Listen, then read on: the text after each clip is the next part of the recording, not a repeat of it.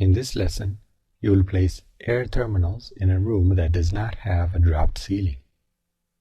Click the menu browser and select Open. And from the Training Files Imperial Mechanical Systems folder, open the file RME Mech Air Systems 02. Then open the view Level 1 HVAC Plan Design and change the view scale to 1/8 of an inch equals a foot. And zoom into the lower left corner of the building.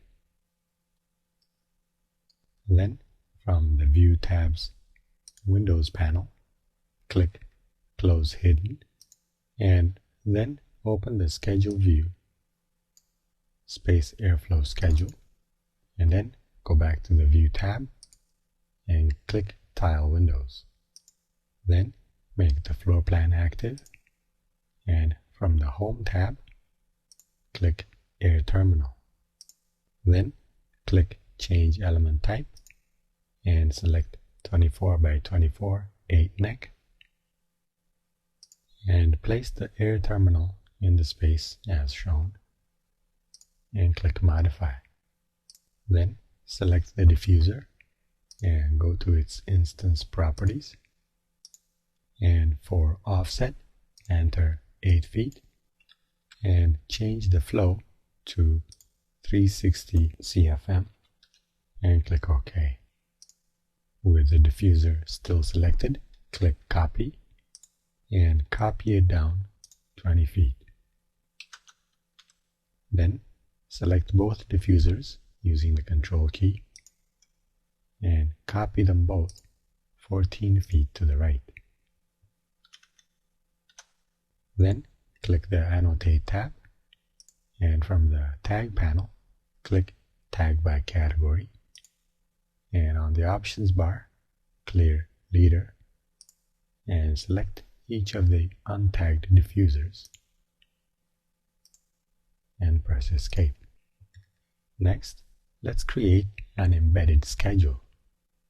Double-click the title bar of the Space Airflow Schedule to maximize it, and then right-click in the schedule and click View Properties. Then, for Embedded Schedule, click Edit, and in the Schedule Properties dialog, on the Embedded Schedule tab, click the Embedded Schedule checkbox.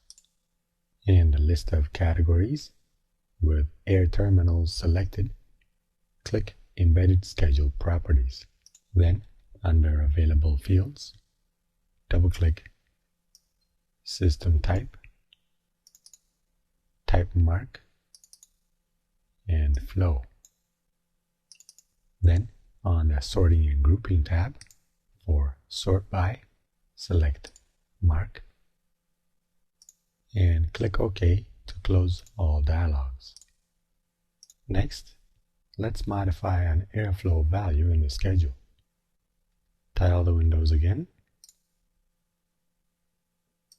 Then, in the schedule, under Space 115, select SD 112-110 and change the flow to 450 CFM. Then, using the same method, change the flow for 111 and 112 to 330. Now, the airflow data value for the space updates to a positive number. Next, we'll place air handling equipment. Close the schedule and maximize the floor plan view.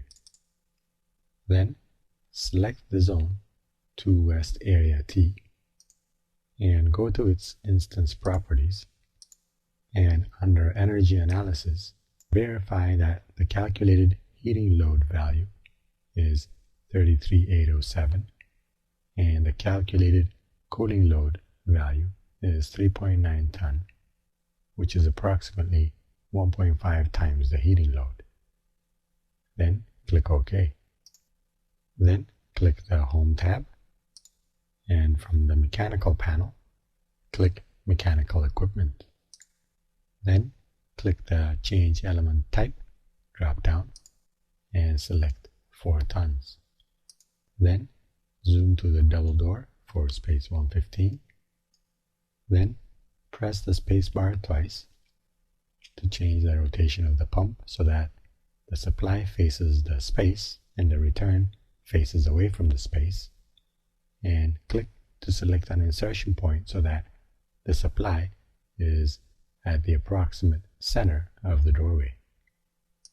Then press Escape and select the heat pump and go to its instance properties. In the instance properties dialog, change the offset to 9 feet and click OK. Then clear the selection and close the file without saving it, as the next lesson will provide its own training file, and that concludes this lesson.